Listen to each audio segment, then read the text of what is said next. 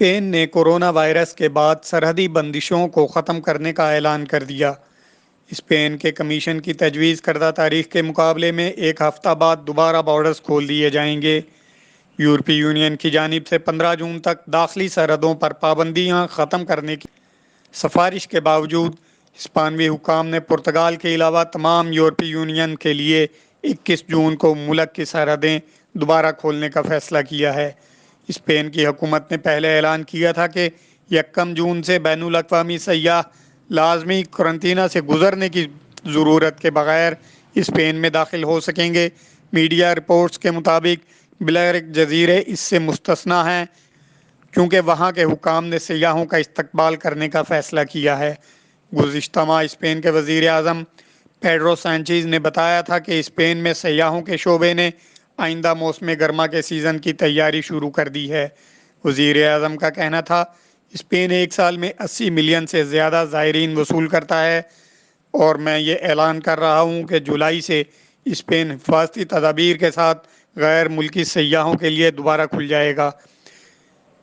غیر ملکی سیاح بھی ہمارے ملک میں اپنی تعطیلات کی منصوبہ بندی شروع کر سکتے ہیں۔ اسپین کی اکانومی میں سیاحت کی ایک خصوصی اہمیت ہے۔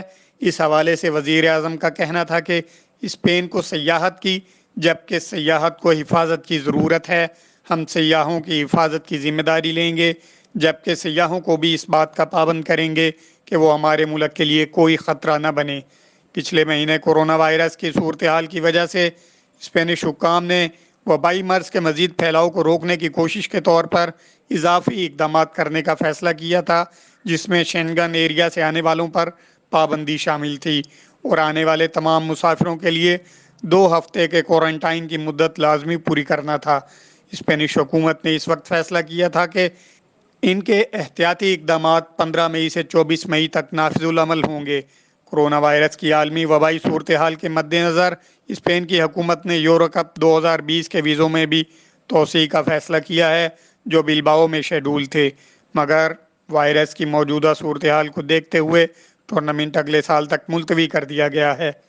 موجودہ صورتحال کو دیکھتے ہوئے اسپینش حکام نے پرتگال کے علاوہ تمام یورپی یونین اور شنگن ممالک کے لیے 21 جون کو ملک کی سرحدیں دوبارہ کھولنے کا فیصلہ کیا ہے۔ آپ کو پھر بتاتے چلیں، موجودہ صورتحال کو دیکھتے ہوئے اسپینش حکام نے پرتگال کے علاوہ تمام یورپی یونین اور شنگن ممالک کے لیے 21 جون کو ملک کی سرحدیں دوبارہ کھولنے کا فیصلہ کیا ہے۔